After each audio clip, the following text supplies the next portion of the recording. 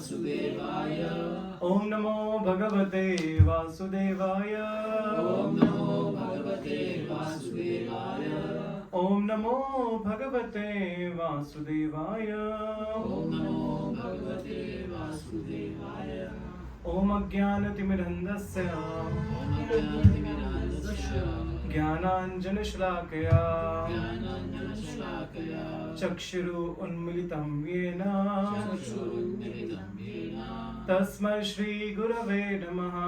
Tasmai Shri Gurave Namaha Namo Vishnupadaya Namo Vishnupadaya Krishna Preshtaya Bhutale Krishna Krishnaya Bhutale Srimate Bhakti Vedanta Srimate Bhaktivedanta Swami Iti Namine Swamiti Namine Namaste Saraswati Deve Namaste Saraswati Devi Gauravani Pracharine Gauravani Pracharine Nirvishesha Shunyavadi Nirvishesha Shunyavadi Paschatya Deshatarine Paschatyadesatarine Jai Shri Krishna Chaitanya Jai Shri Krishna Chaitanya Prabhu Nityananda Prabhu Nityananda Shri Advaita Gadadhara Shri Advaita Gadadhara Shrivas Adi Gaura Bhakta Vrinda Srivasadi Gaura Bhakta Vrinda Hare Krishna Hare Krishna Hare Krishna Krishna Krishna Hare Hare Krishna Krishna Hare Hare Hare Rama Hare Rama Hare Rama Hare Rama Rama Rama Hare Hare Rama Rama Hare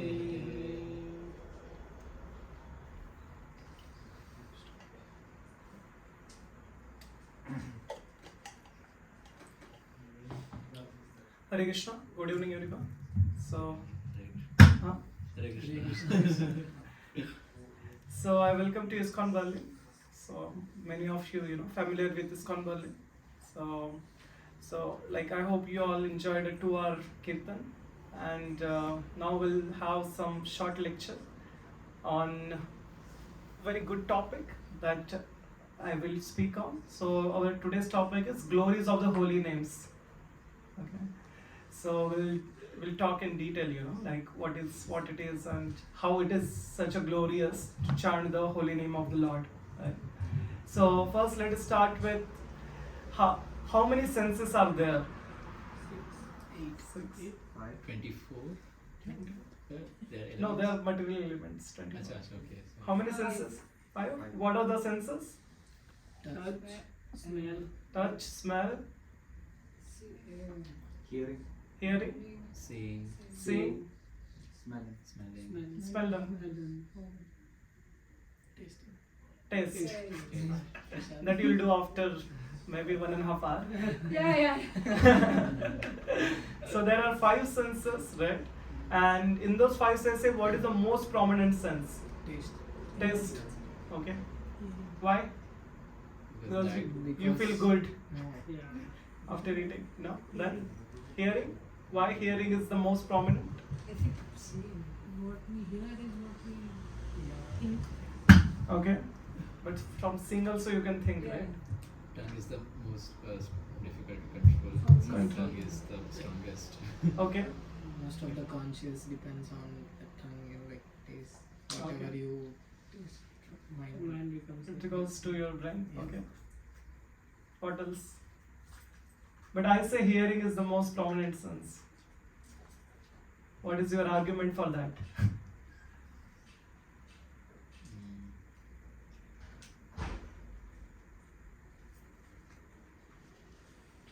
No arguments.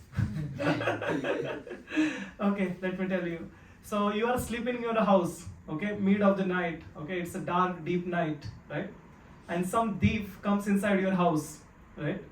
So how will you know that there is a thief inside? So will you test the thief? No. Will you smell the thief? No. Can you see the thief? No. Because you are sleeping, right? But how can you know that there is thief? Hearing. Because he is making some noise, and that's how you will wake up and you'll know that there is a thief, right? Similarly, in scripture, there is so much importance is given to the hearing, right? If you look at our childhood, right, how we have learned our languages, right? So all the languages or the speaking we have learned through hearing only, right? The later on when we went to school, then we learn, A, B, C, D and all other language, like, alphabets. But before that, like, we everything, like our mother tongue, we learn from our, like, hearing only. We don't have to go to any school. Like, some people are deaf, right? So they cannot speak also, because they never heard any word. So even that, they cannot utter any word, right? So there is so much importance is given to hearing, right? And if you look at in earlier yugas, the Sanskrit were never taught like what we teach in schools. Like Sanskrit, they used to teach by speaking, and then student used to hear it, right? But for Kali Yuga, all the scripture also they all were in hearing form only. Like the teacher used to teach and the student used to hear. Nothing was written, right? But with the time and because of the effect of Kali Yuga, so there was a great need, because the Kali Yuga people are Lazy. dumb and unintelligent, right? So for the people of Kali Yuga, like us, so we need scripture that are written. So that's why the scripture come in written form. But earlier everything is by hearing, right? So that's why the hearing has such a great importance in our scriptures and also in our Hare Krishna movement also, right? So there are different types of meditation, right? So anybody know any meditation? Mantra meditation. Mantra meditation. Okay. What are the other types of meditation? Soham meditation. Soham. Okay. Samadhi. What else? Impersonal meditation. Okay. Hmm. Yeah. Sorry to interrupt. We have to actually. No problem. Hare Krishna. So there are different types of meditation, right? So, but if you look at the mantra meditation, so we practice mantra meditation in our Gaudiya Sampradaya, right? So why we practice mantra meditation? Because what is the meaning of mantra? That which Control the delivers the mind. mind. Sorry, what? That which delivers the mind. Okay, what you say? Control the mind. Okay. So man means like mind, right? And so one that delivers the mind or controls the mind, it is called as mantra, right? So the mantra meditation is the process through which we can control our mind or concentrate our mind on something, that is called as mantra, right? And but what are the benefits of mantra meditation? Specifically chanting of the holy names, right? So there are so many different types of meditation people chant, like meditation people do. But what are the different benefits of chanting only the holy names? So do you remember any of the benefits? Okay, clearing the heart. Okay, all the consciousness. Okay. Another benefits of chanting the holy names. Increasing concentration. Yeah, correct. Right. What else? Sorry. Purification. Purification. Yeah, correct. What else?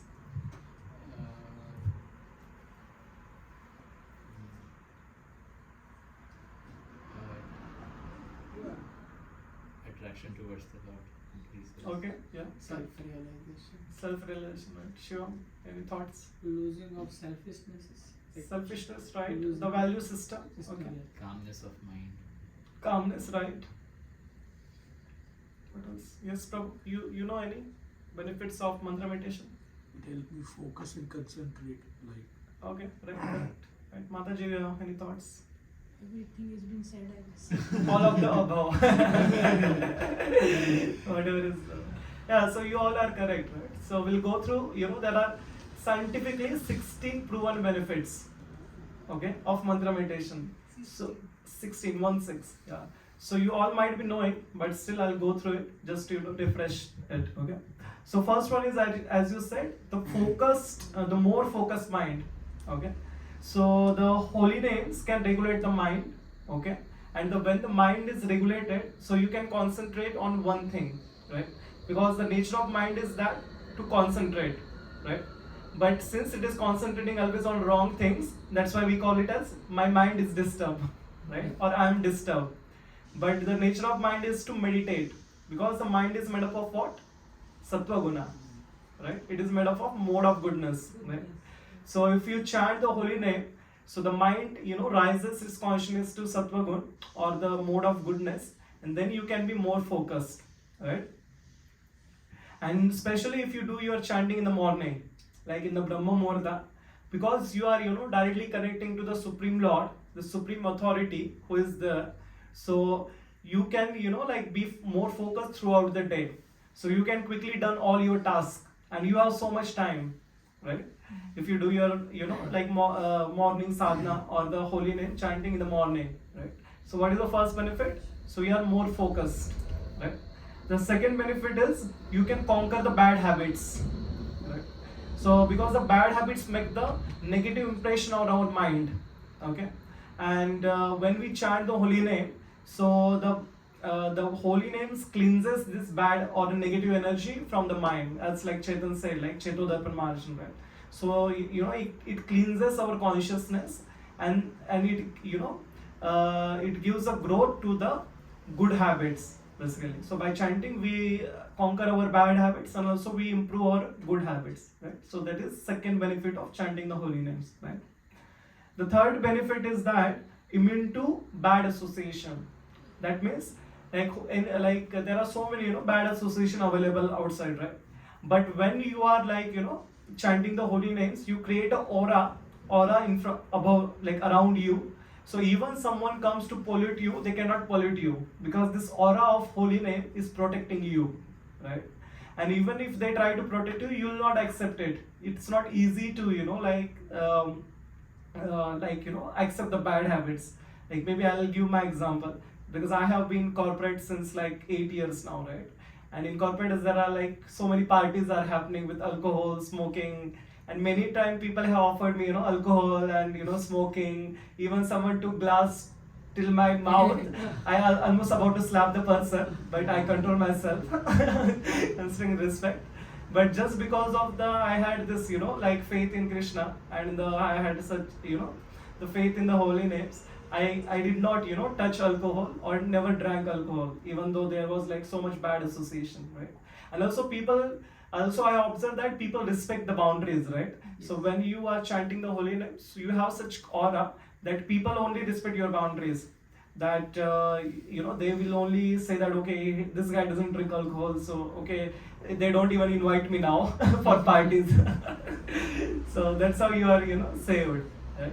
So what is third? You are immune to bad associations, right? The fourth thing is that weaker controlling mentality, right? So we all have the mentality to control everything, right? Whether it's people or it's the situations, right? But when we chant the holy name, we understand that, okay, there is supreme controller above me, right? And when we have that faith, there is someone supreme, so we give up this mentality of controllership, right? And when there is no mentality of controllership, we become very cool and calm. The stress level goes down, right? Because all the stress is coming from the mentality of controlling, right? The moment we give up this mentality, we feel very relaxed, right? So when we have this deep faith that, okay, Krishna is the supreme maintainer, so we'll never stressed out ourselves that, okay, I have to control this, I have to control that, right? But of course there is a sense of responsibility, right? So by understanding that, okay, Krishna is the supreme maintainer, you should not give up some responsibility. Of course you have to do your responsibility, but at the same time you should have a deep faith that the Krishna is the supreme maintainer, right? So the fourth thing is that we give up this mentality of controllership, right? The fifth thing is that it improves our immunity, right? So because of the chanting, some of the disease causing element from our body are eliminated, right? Because when you are chanting, so you are more happy, right? You are more stress free. So even there are studies that by chanting, that can alter your DNA, okay? And also future DNA, if you have some kids, so that will not be passed to your children just because of chanting, because chanting will change your DNA structure or something like this, okay? There is studies by some university. The sixth thing is that it improves the relationship, right? So why the major why the major cause of relationship is that, so by chanting we raise our consciousness and we are more in a mode of goodness, right? So we talk in a mode of goodness, we deal with people in a mode of goodness, right? But when there is a passion, where we are rude to the people, we are mean to the people, right? But when we chant, so we raise our consciousness to mode of goodness, and then like we have a better relationship, right? Unlike of most of the relationship issues are because of bad voice of the tone, right? So if you improve the voice of the tone, so automatically your 90% of the relationship are improved, right? So it is about that, right? So the relationship helps us to improve our relationship, like the holy name helps us to improve our relationship, right? The seventh benefit is a stable mood, so we like some people have so much, like sometimes they are like very good, but after 5 minutes they are like like they start feeling sad, they become violent immediately, or they become very angry. So some people, of course, they have like mood swing problems in childhood, but some people develop over the period, right? But when we chant the holy name, so automatically our mood swings go away, right? Because then we are not indulging this duality of this material nature. What is the duality? The happiness and distress, right? So because the mind is stable in happiness and distress, so that's why we don't have mood swing problem, right? So that is the seventh, that is we can have a stable mood. Then eighth thing is the more tolerance level, right? So more tolerance level means like when you start chanting the name, so your tolerance physically and mentally increases, right? So there was one story of devotee. So he was um, riding a bike or car, okay, and he crossed the signal, okay, and like during I think 70s or 80s, and the policeman, the traffic police catched him, okay, and this guy like started like no, I did not cross it, and he raised his voice, okay, and the policeman said, oh, like you are a Hare Krishna devotee, how can be so rude and like this. So the guy said, if you ever met me like 6 months back, I could have slapped you. Just because of chanting of 6 months, I have come to the level that at least I can be rude. Else I would have slapped you immediately. So that means by chanting the holy names, we can improve our tolerance level, even physically as well as mentally, right? And also there are so many devotees, like even though they are suffering through such a great diseases like cancer or any of the severe diseases, still they can tolerate the that pain without taking even medicines, right? Because their consciousness is so high that they are no more in the platform of this bodily platform, like, or the material platform, right? So the what is 8? So it increases our tolerance level, right? So the 9th one is same, like the genetic disorders are removed, like we talked about that, immunity. So it can remove the genetic disorders. The 10th is that it can save you from ghosts and goblins. So when you chant the holy name, so there is the ghosts and goblins cannot do anything to you, right? So there is one story, like in the Spain or France, like we were struggling to get a temple, and we got a temple, but it was a haunted place. Like because like during no, there is story from like 70s or 80s. So I don't know, like France or Spain, something like this. I speak okay, that's why. Yeah. Prabhupada. During Prabhupada time, something like this. So we were not getting a place. So then devotees got one place, but there was some incidents of like the like during World War II, like some like some people were killed there, and their like the soul was still like traveling around that, so it was like ghost, okay. And then devotees, of course, like devotees wants to have always cheaper plates. So devotees got this plates, but during night they also used to hear some noises, okay. And after a few days they realized that during night some ghosts are also singing Hare Krishna. Like the ghosts are also doing kirtan with mridanga, kartal and everything. And after a few days they realized that okay, they cannot also hear this sound of Hare Krishna.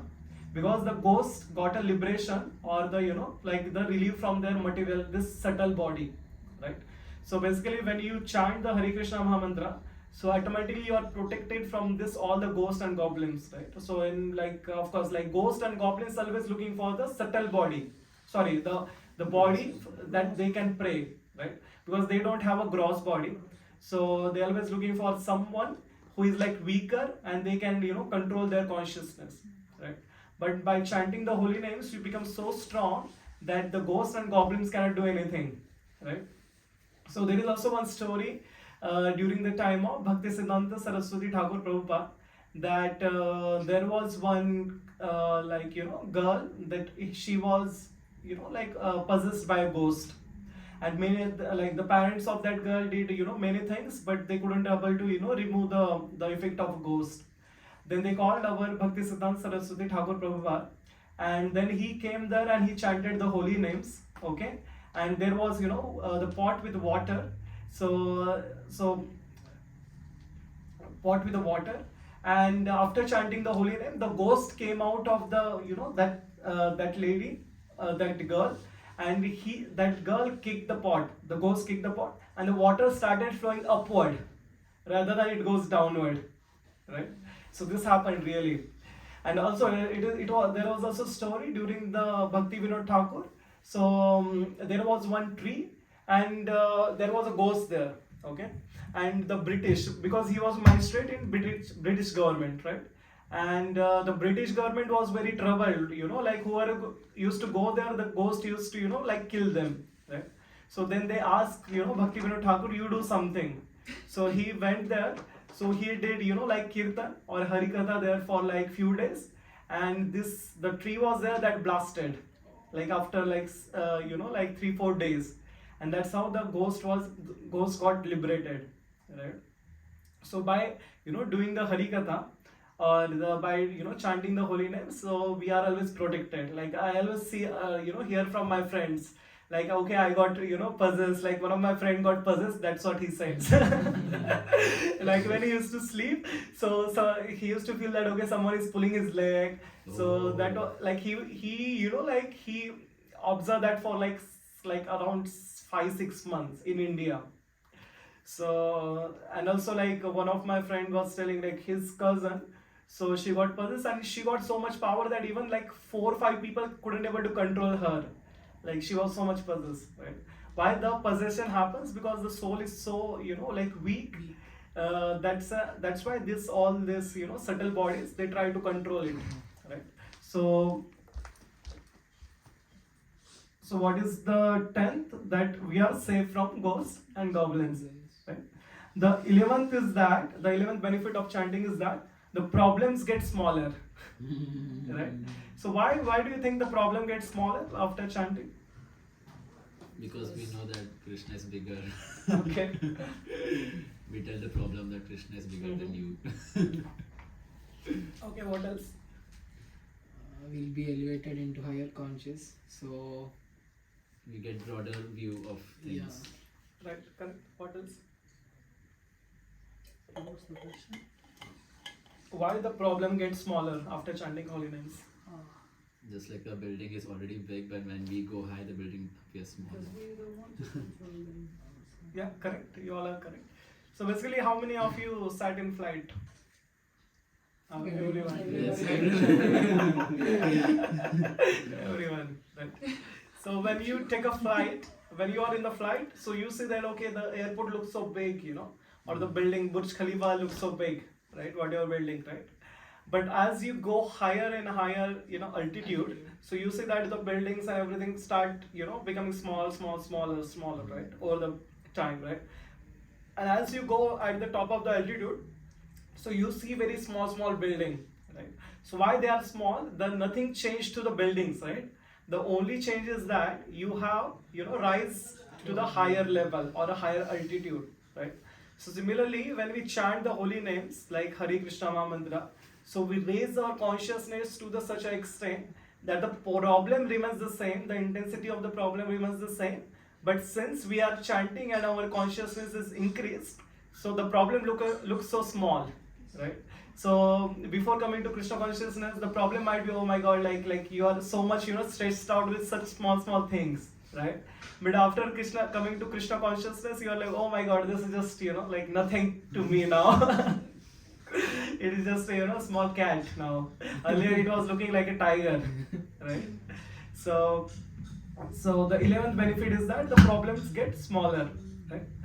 What is the 12th benefit? You all might be surprised. So you get a vitamin B12. You get a vitamin B12 by chanting.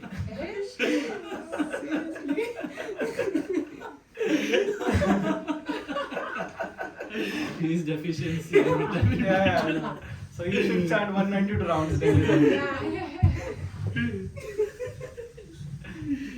Right? So by chanting the holy name, so it secretes the vitamin B12 in the mind, okay? And that's how our consciousness becomes more sattvic and intelligence become more sattvic, right? So we don't have to eat meat to get vitamin B12, right? So like all the people, eat meat, most of the people. So because that leads to, development of mind because of chanting, and that's how we get B12, right? What is 13 that every one of you wants? Vitamin D. No. Krishna Prem. No? Okay. Sorry. Yeah, of course, Krishna Prem is there. So the 13 is that it slows down aging. Oh. Everyone wants to be young. Right? So have you seen like some of the Maharajas and one of the like Prabhupada disciple? Like if you look at them, they are in their 70s or 80s. Yeah. But they look like 40s, right? Why? Because like they are chanting since last 50 years, Yes. right? Even you cannot judge their age, like so by chanting. Why we look younger with chanting? Because like when you chant and when you become Krishna consciousness, your mind is more stable. You are more stress free, right? You eat good, right? And you sleep good, right? Because you are eating, sleeping, everything is regulated. So because of that, so your body is in a good shape, right? And that's how you are. You live longer and you look younger, right? So I think all of you wants to look younger, no? Right? Right. So the 14 is that eating and sleeping are regulated, right? So like if you see like my friend, they eat all the junk food, they eat meat, they sleep at any time, right? So there is no regulation in life, right? But when we come to Krishna consciousness, so there is a better regulation in terms of eating, meeting, sleeping, and defending, right? So that is the 14th benefit. The 15th benefit is that the better value system, right? So the University of California did one study. So they asked two groups, okay? And to the two groups, they gave some money. So the first group, they gave some money, and second group, they gave some money. For the first group, they said that, okay, you do whatever you want to do with this money, okay? But for the second group, they said, okay, you chant the Hare Krishna Maha mantra, or you do the mantra meditation, and then you spend this money, And what is the conclusion of the study? That the group 2 who did like mantra meditation or a chanting of the holy names, so they spend their money in a right way, right? Helping other people, or buying things that are like more important. Whereas the first group use their money in all the intoxication, or like clubbing and everything, right? So by chanting the Maha Mantra, so we improve our value system, right? So that's so much benefit.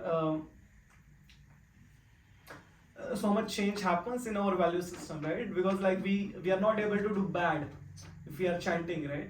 So that's the benefit of chanting of the holy names. Even though you want to do bad, still someone will say from your heart. Who is that someone? The super soul will say that, okay, don't do.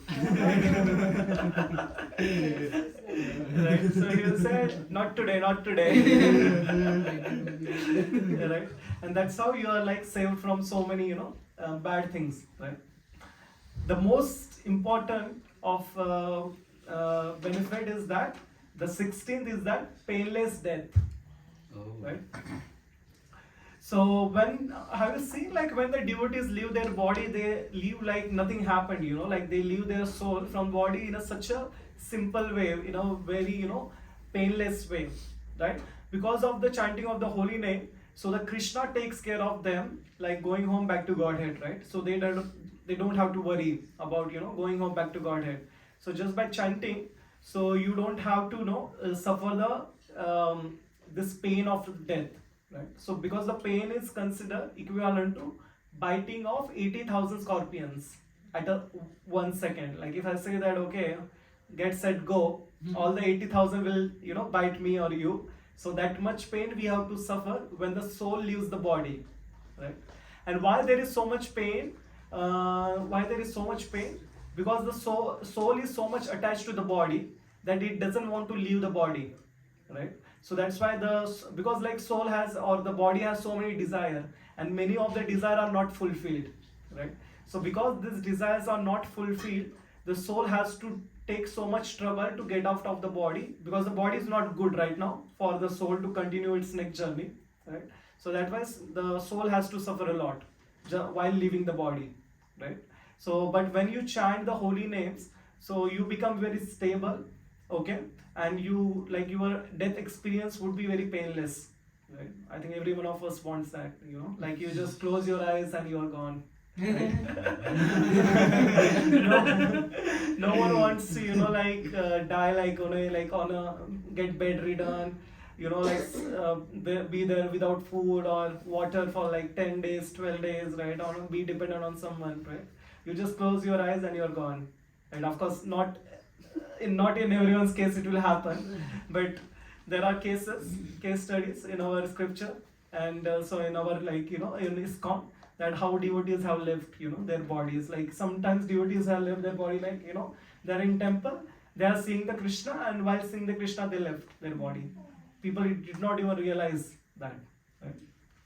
So the 16th benefit is that, so it will have a painless death experience, right?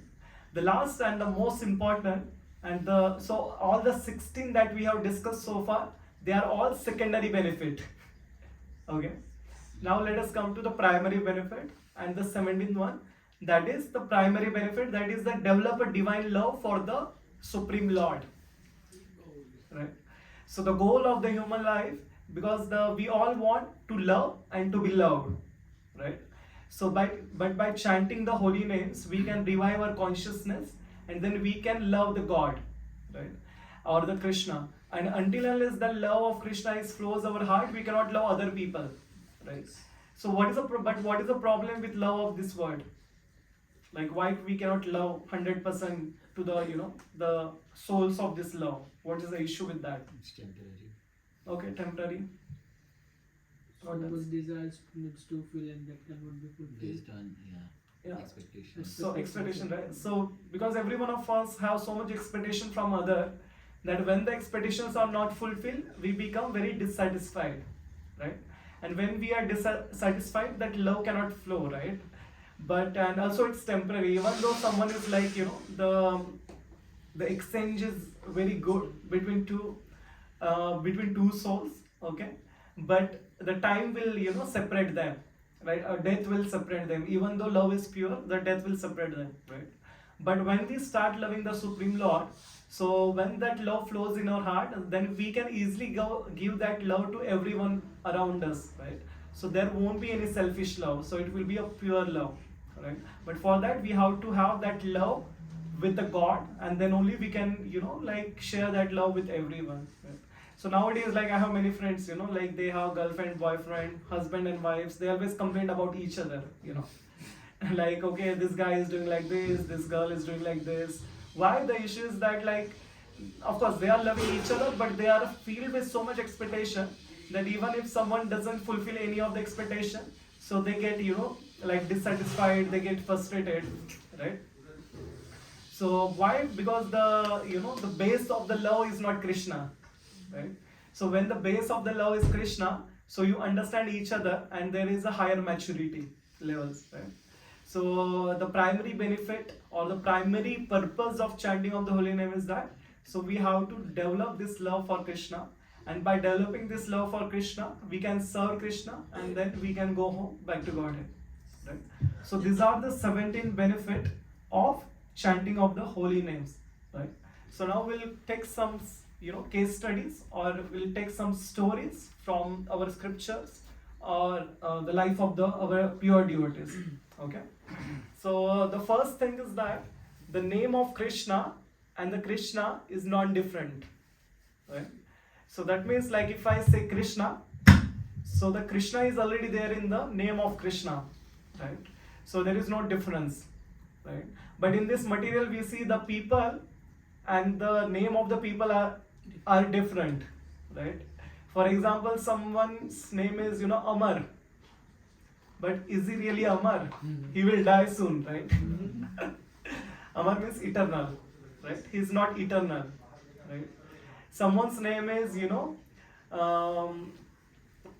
like Amir, but he might be the poorest man in the society or the town, right? So the name and the name and the person is different in this material world, right? So there is always a difference or duality in this material world, right? But if you look at the name of the Lord, the holy name of the Lord, there is no difference between name, form, qualities, and the pastime of the Lord. They are like same. Of course, there is like achinta bhedabhed. There is simultaneous equality and difference, but they are same at one level, right? Okay. So I want to share one story from about holy names. So how many of you read Nectar of Devotion? Nectar of Devotion, you read? Okay. Not entirely. Yeah, me too. So in the Nectar of Devotion, Srila Rupa Goswami mentioned about the Lord Ganesha, right? So why I think you all are Indian, right? So you Now we yeah, that's why I said. So do you know why so much importance is given to Lord Ganesha? Like, even do you like all the whether it's any puja you do, so the so much importance is given to Lord Ganesha. So why is it like that? He's Vignata, okay. What else? He brings auspiciousness. Right, okay. He clears the obstacles in the path of bhakti. Vignata.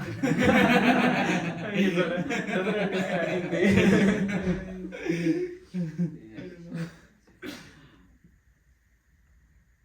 How many demigods are there? 33 crore.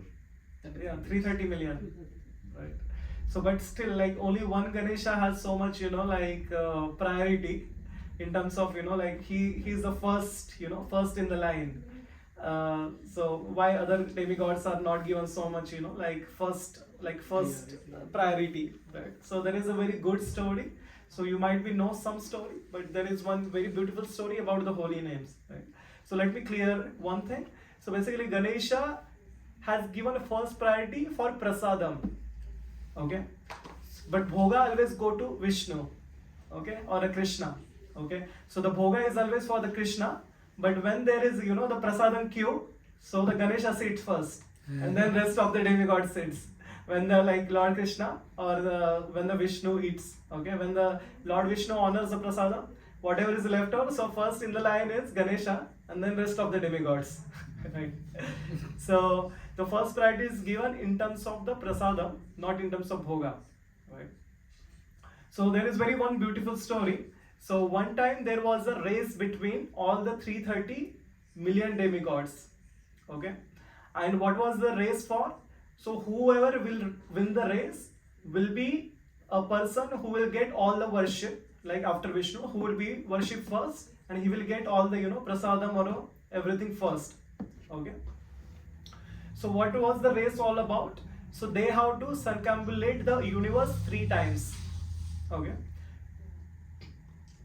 So they have to circumambulate the universe 3 times, okay? So all the demigods, got ready, right?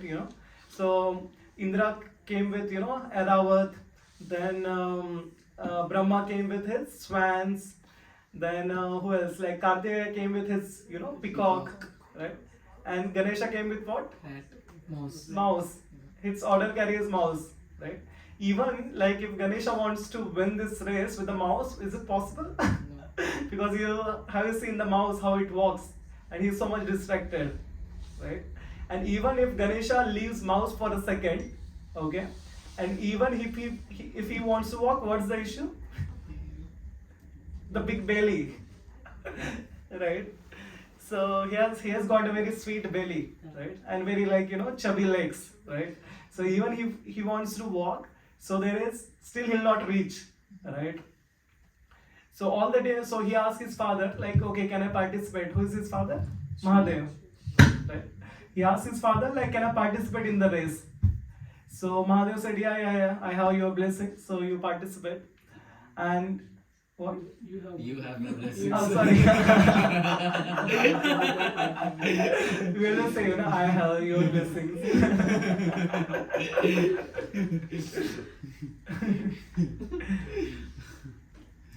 So Mahadev said, like, you have all my blessings, and you go, okay? So all the demigods started their race, okay? Like Indra started with Airava, then Kartikeya with peacock, then Brahma with span. Everyone started with full speed, and Ganesha was like at the back, like walking slowly on his like mouse, like going very slowly. But there was one trick, okay? As all these demigods go ahead, the Narad Muni would be coming from the front, okay? And so what's the problem with Narad Muni coming? So he's a Vaishnava, right? So whenever we see Vaishnava, we take their blessings and then we move ahead, right? So the demigods have two options: either to like ignore Narad Muni, because like offering obeisances and everything will waste their time. Either you ignore Narad Muni and just walk straight, and later on, okay, like you come to Narad Muni and take his blessings and then take forgiveness, right? And the other option is that, okay, you take the blessing of Narad Muni and you offer your obeisances and then you go, right? But how Narad Muni gives his blessings? By speaking the Hari Katha, right? How Narad Muni gives his blessing? By speaking Hari Katha, right? And when you start speaking Hari Katha, our speakers, right? When they start, there is no end. Like the Hari Katha speaker cannot keep the time, right? So if you stop for the blessing of the Narad Muni, then you lose the race, right? So all the demigods decided to ignore the Narad Muni, and they decided that, okay, later on we'll take blessing anyway, Narad Muni will forgive us, right? So everyone started and everyone ignored, but Ganesha stopped. Okay, Ganesha said, anyways, I'm not going to win the race. At least let me get the blessings of the like the Narad Muni, right? So he stopped and he offered his obeisances and everything to Narad Muni. And Narad Muni said, like, okay, do you know how I give my blessings? I give my blessing in the form of Hari Katha. So he said, yeah, like, but you will lose the race. But he said that, okay, it's fine even if I lose the race, because I will get something better in the form of Hari Katha from you, right? Even better than the winning a race, right? So Narad Muni said, okay, like I see you have so much faith in me and the Hari Katha, so let me tell you a secret. Okay, so now Narad Muni started telling a secret. I was stopping, I was coming from opposite side because I wanted to tell the secret to all the demigods, but no one wants to hear from me. They all are, hiding and running from me, right? So Narad Muni started saying, okay, let me tell you a secret now. How can you win the race? Okay. So he started, saying, okay, let's simplify the problem. So what is the problem statement? So you have to circumambulate the universe 3 times, right? So that is the problem statement, right? So that Ganesha told, right? So what are the 3 important deities of the universe?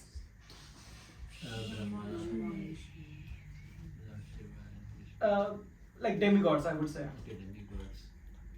Shiva. Demigod, three demigods. Indra. Sun, right? Surya, Chandra, Chandra, right? Indra, Agni. Agni, okay, Agni. Right. The fire, sun, and the moon. Right. These are the three primary demigods or demigods in this universe. Right. So Narad Muni asks, like, what is the name? So there are two stories. I'll tell the two stories. Okay. Like they are like very familiar. Okay. So first story is that okay. What is the name of Agni in Sanskrit? Okay, you all know, like the most prominent name of Agni in Sanskrit. Vaishvanaru. Sorry. No, that is Chatur Agni. Agni in Sanskrit. Krishanu. Acha, okay. Okay. So what is the name of Agni in Sanskrit? Krishanu, like the most famous name. Okay. What is the name of sun in, like one of the famous name of sun is?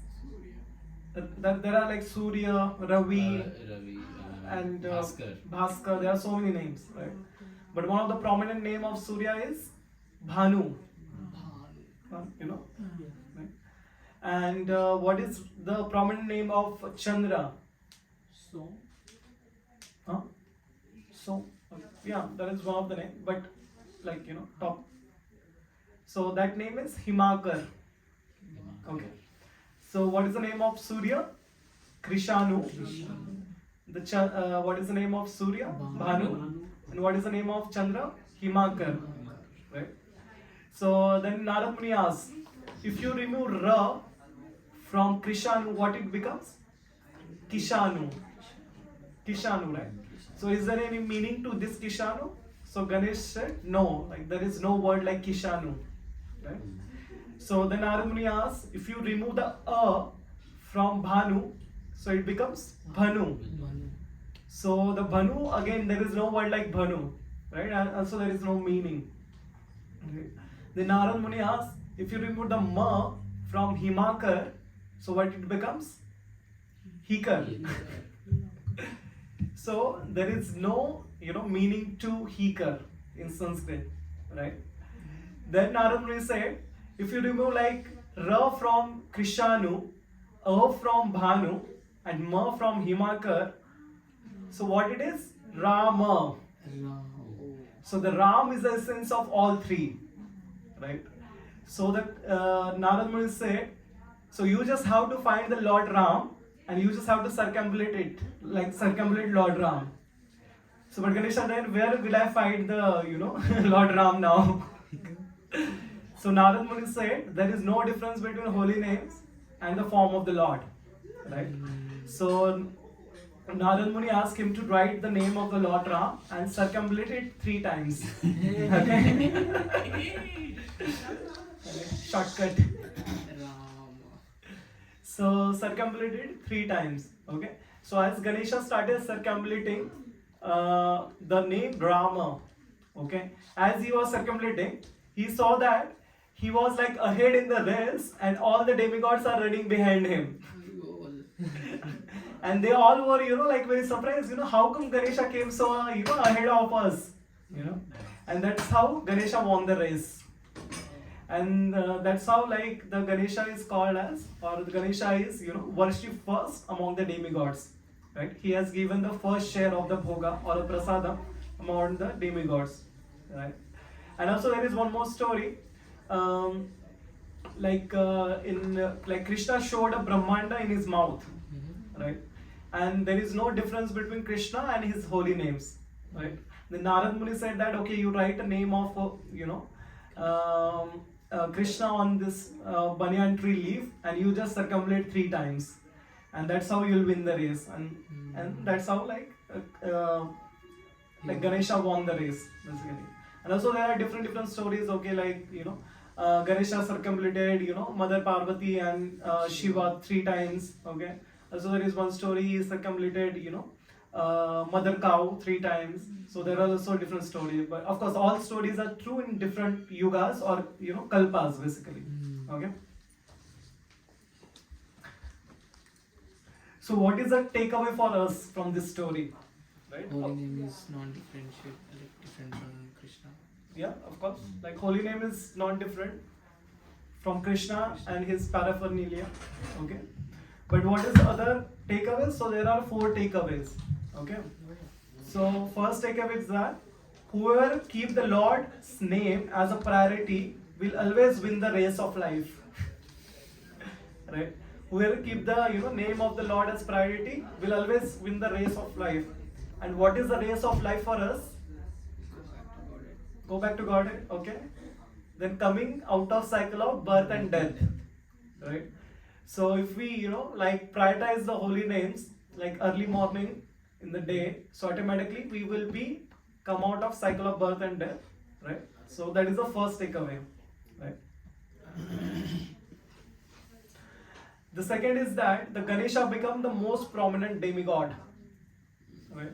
So that means whoever chants the name of the Lord Krishna will make him prominent whether he desires it or not, right? So whoever chant the name of the Lord will become prominent, right? What is the third takeaway? So the demigods who wanted to to stop Ganesha, okay, from winning the race, and they were envious of Ganesha, right? Kind of envious of Ganesha. So basically, whoever chant the name of the god, he will be protected from envious people. The holy names will protect the person from the envy, right? And what is the fourth important thing? The holy name empowered Ganesha to write the holy scriptures, right? Ganesha wrote Mahabharata and other scriptures, right? So that empowered Ganesha to write the holy scripture, right? So what is the conclusion is that the name of the Lord can empower us materially and most importantly spiritually, right? So it can motivate us in both ways, right? So that's why it's really important to chant the name of the Lord. And the most important is that so there is no difference between the name of the Lord and the form of the Lord, right? So when the moment you call Krishna, so the Krishna is there, right? So there is no difference. Okay. So now let us come to our next story, the second story. So second story is that if you have full faith in the holy names, Krishna will provide you everything. Okay. So there is one very beautiful story. Okay. So our Prabhupada, like during, I think before he took sannyas, so he went to his home and then he had some conflict with his wife and he left, Calcutta, right? Kolkata, basically. Okay. And after leaving Kolkata, so he came to Mathura, Vishram Ghat. Okay. And after coming to Vishram Ghat, he met his god brother, His Holiness Bhakti Pragyan Keshav Swami Maharaj. Okay. So the Bhakti Pragyan Keshav Swami Maharaj was such a great devotee of the Lord. Okay, and such a great, such a pure devotee. Okay, so Bhakti Pragyan Keshav Swami Maharaj, I'll just call Keshav Maharaj, just to, because like they are also called as Keshav Maharaj. So the Keshav Maharaj, when he met, our Prabhupada at Vishram Ghat, so he took Prabhupada to his, the Keshav Mutt. Okay, and after going to Keshav Mutt, so Prabhupada said, like, why you should take sannyas? That is like, that is the desire of our Guru Maharaj, who the Bhakti Siddhanta Saraswati Thakur Prabhupada, right? But Prabhupada said, no, I am very, like I am very scared to take sannyas. What will happen to me? What will happen to my family, right? So this like, but the tea and meat story happened. Like, like his wife said that, okay, tea or me. Then eventually, like, he came out of Calcutta and he came to Berlin, right? So this, sorry. You go to this No, right. So he came to, Vrindavan, Mathura, okay? And so then he met the Keshav Maharaj, right? And then that night he stayed in a Keshav Mutt, okay? And in dream he had the Bhakti Siddhanta Saraswati Thakur Prabhupada came and he signaled him and he said that you follow my path, okay? And in the morning he woke up and he told this story to Keshav Maharaj and he said that I should take sannyas now. Right? And that day, Prabhupada took sannyas from Keshav Maharaj. Okay, and Keshav Maharaj and Prabhupada, they were honoring prasadam. Okay, and one kid came. Okay, and he was asking, how many chapati should I bring for you? How many, how much sabzi should I bring? Should I bring, dal, rice, everything he was asking. Then Keshav Maharaj said, yeah, bring 2 chapatis for, Prabhupada, bring 2 chapatis here, bring dal, sabzi, and everything. Okay, and the kid left.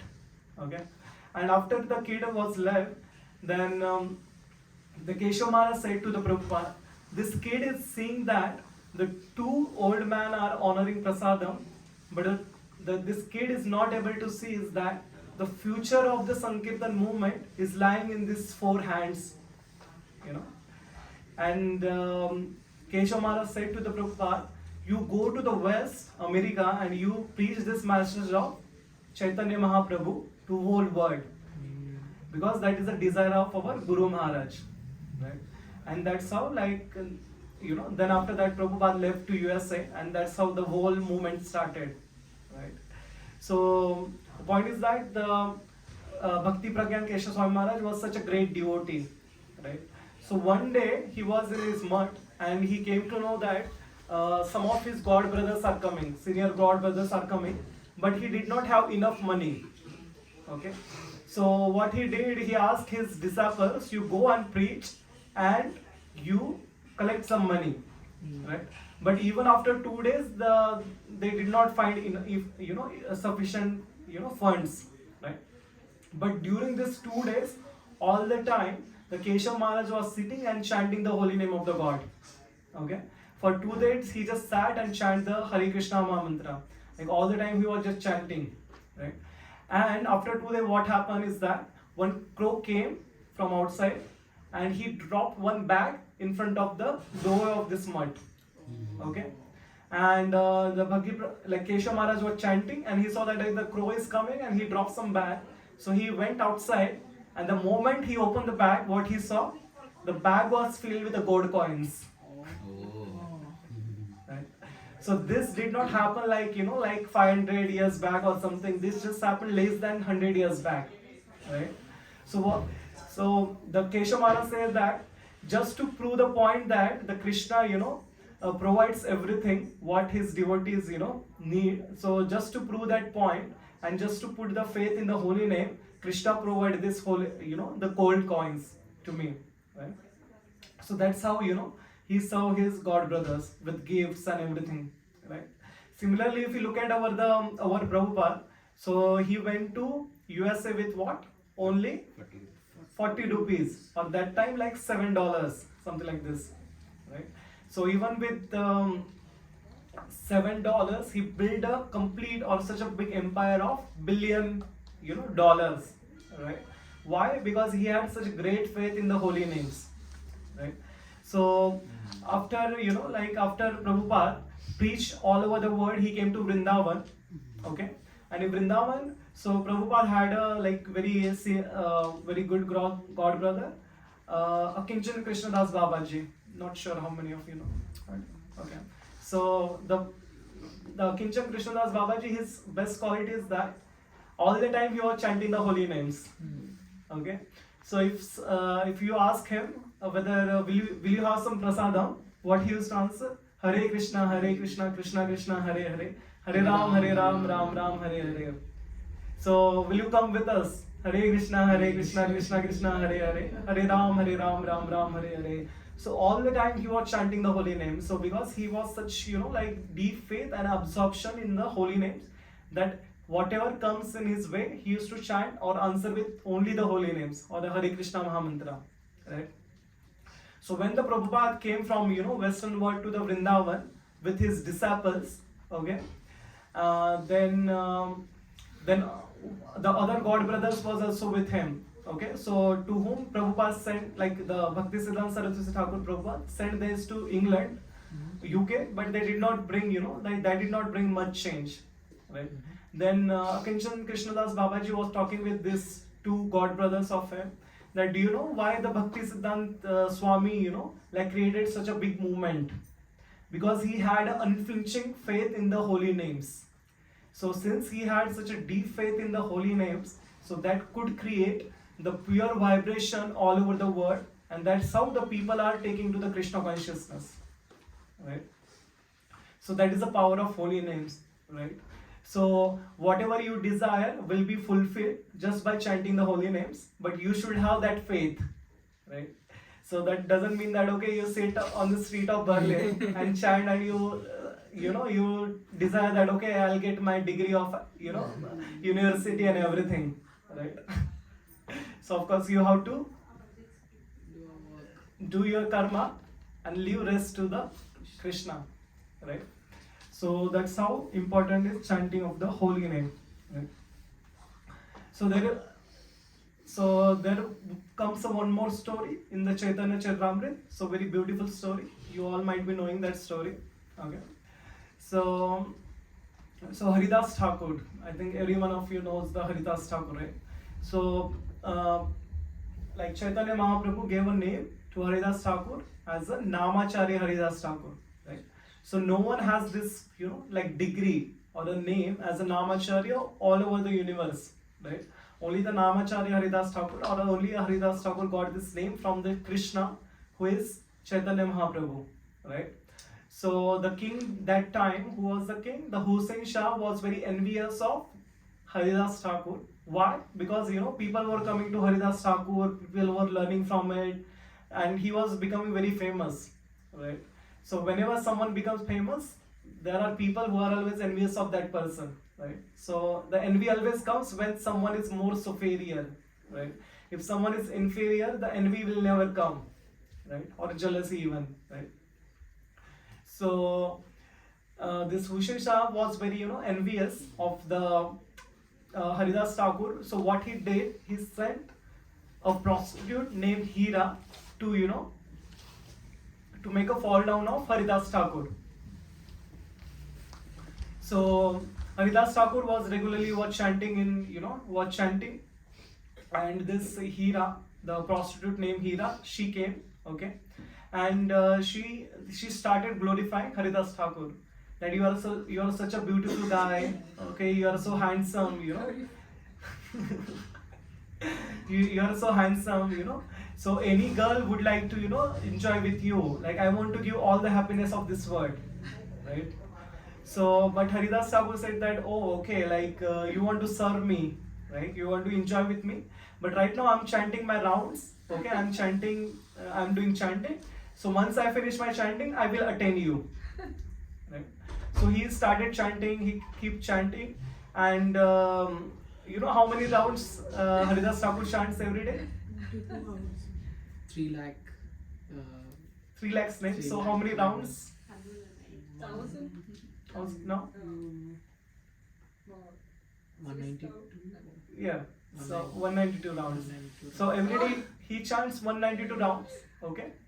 So basically, like when this Hira came, so Haridas Thakur asked her to wait. Like let me finish my rounds, and then like I will attain you basically. So then he kept chanting, and the Hira was waiting basically, and the whole the night passed away, and she fell asleep.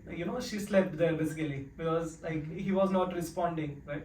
And in the morning she woke up and he thought, oh my God, it's already morning. Like why didn't you wake up, right? Because I did not finish my rounds. Then he said like, can I enjoy with you now? He said, no, I started chanting the round for today now. I started chanting for today, right? Then the prostitute went away, and again next night she again came back, okay? Again, this day again Haridas Thakur asked her to wait, okay? And again she sat there, and again she slept, and again next day morning she went away. And again third night again she came, and again Haridas Thakur asked her to wait, okay? But what happened now, she slept there, and in the sleeping she was also chanting Hare Krishna, Krishna Krishna, Hare Hare, Hare Rama, Rama Rama, Hare Hare. And she woke up and she saw that, okay, like I'm also chanting the holy names. How is it how that happened? And then she realized that, okay, the Haridas Thakur is such a pure devotee, just because of the transcendental vibration of the Haridas Thakur that he's chanting, I become purified. So Haridas Thakur was knowing that, okay, I was knowing that you came to pollute me, But just to purify you, I stayed. Else, I had a plan to leave from here, right? So, just by after 3 days, just by the pure chanting of the holy name by Haridas Thakur, the prostitute named Hira was purified, and she became a disciple of Haridas Thakur. Haribol. And how many rounds Haridas Thakur chanted? 192. 192. So she also started chanting 192 rounds. The Hira, basically. And she started preaching the name of, the holy names all over the world. Right? And on the villages and everywhere, basically. And that's how she became a pure devotee of the Lord. Right?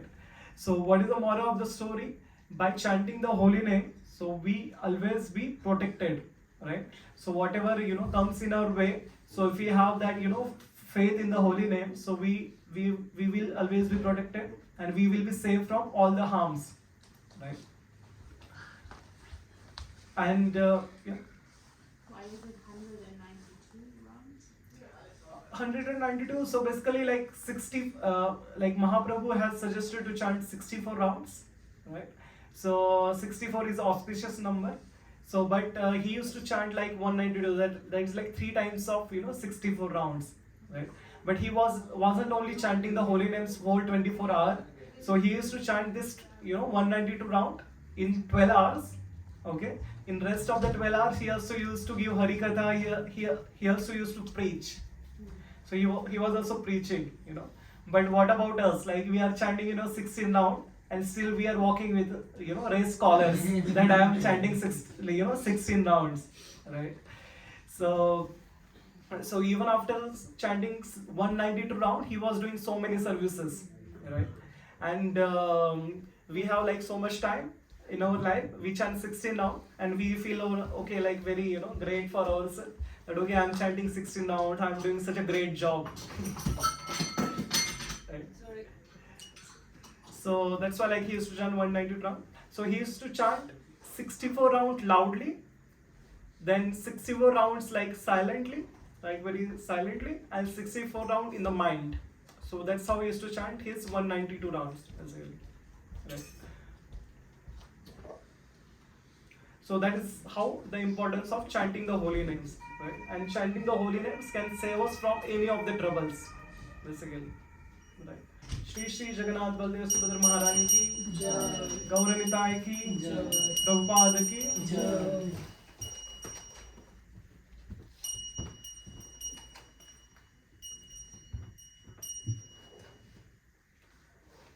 Now let us talk about our last story. Okay, so most of you might be knowing this story, but still I thought of repeating it. So there was one Brahmana boy. His name was Ajamil. Okay, so the Ajamil was very learned in all the Vedas and all the Vedas and everything. Okay, so one day his father asked him to get some flowers and some grass for the worship of the Lord from the forest. Okay, so he went to the forest and he got all these things, paraphernalia needed for worship of the Lord. So while coming, he saw that one Shudra was enjoying with a prostitute. Right? So when the Ajamil saw a Shudra enjoying with a prostitute in that condition, so his mind was also become agitated. Right? So how mind works? So the mind has a 3 function basically. So mind has a 3 function. The first function is thinking. The second function is feeling, and third function is willing.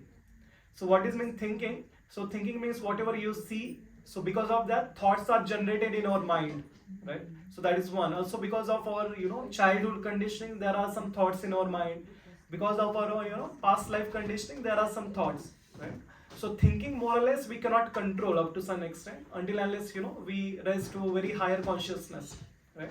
So the mind works in a first way as a thinking. The second is a feeling, right? So how you are feeling about that thought, right? If I say right now gulab jam, how do you feel? Tasty, right?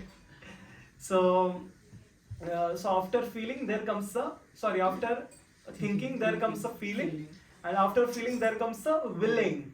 So willing means how your mind wants to do that.